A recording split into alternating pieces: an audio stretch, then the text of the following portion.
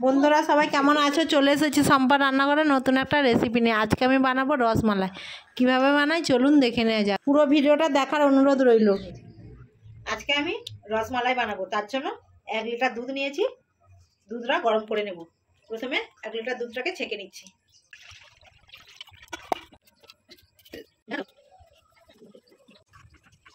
দুধটা ভালোভাবে ফুটিয়ে নিয়েছি। 2 চামচ ভিনেগার দিয়ে দিচ্ছি। আমি ভিনেগার দিয়ে দিচ্ছি, আপনারা চাইলে লেবুর রসও দিতে পারেন।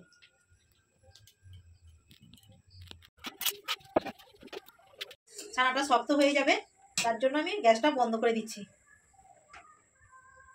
এবার ছানাটাকে ছেঁকে নেব।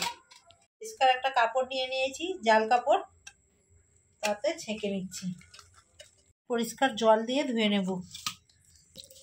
দেখুন বন্ধুরা, জল দিয়ে ছানাটাকে ভালোভাবে ধুয়ে নিয়েছি।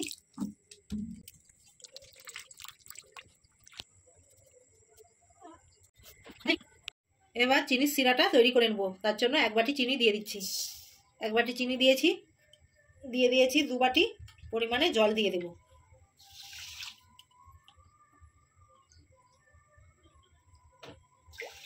তিরিশ মিনিট হয়ে গেছে, ছানাটা জল ঝরে গেছে। দেখুন বন্ধুরা, ছানাটা খুলে নিচ্ছি।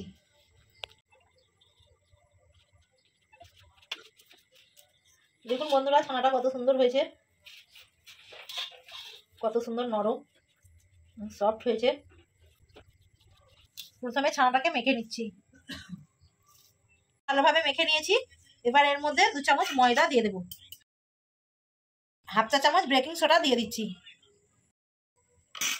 এবার ছানাটাকে ভালোভাবে মেখে নেব। ছানাটাকে এইভাবে ঘষে নিতে হবে। হাতের মধ্যে আমি ঘি মেখে নিচ্ছি অল্প পরিমাণে। রসগোল্লাটা পাকিয়ে নেব। চিনির সিরাটা তৈরি করে নিয়েছি। এবার মিষ্টিগুলো দিয়ে দেব। মিষ্টিগুলো সব তৈরি করে নিয়েছি, সব মিষ্টিগুলো দিয়ে দিচ্ছি। মিষ্টিগুলো দিয়ে দিয়েছি সব। 5 মিনিট ঢেকে রেখে দিচ্ছি। বন্ধুরা, মিষ্টিটা কত সুন্দর ফুলেছে। এবার মিষ্টিটা নামিয়ে নিচ্ছি। রসমালাইয়ের জন্য 500 গ্রাম দুধ নিয়েছি, গরম করে নিচ্ছি।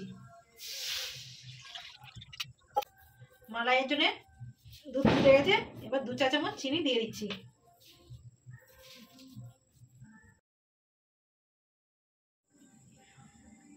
এলাচ গুঁড়ো দিয়ে দিচ্ছি। রস ছেঁকে দুধের মধ্যে দিয়ে দিচ্ছি।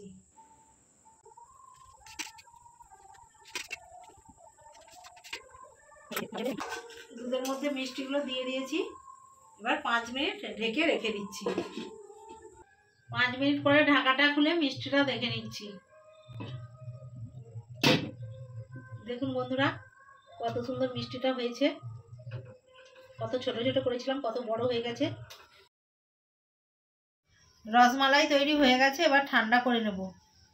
বন্ধুরা দেখুন, রসমালাইটা কত সুন্দর হয়েছে। একটা কেটে আপনাদের দেখাচ্ছি। দেখুন,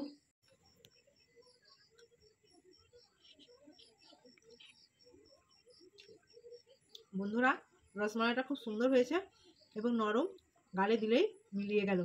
আপনারা এই রেসিপিটা বাড়িতে অবশ্যই ট্রাই করবেন। ভিডিও ভালো লাগলে লাইক, কমেন্ট এবং সাবস্ক্রাইব করে আমাদের পাশে থাকবেন।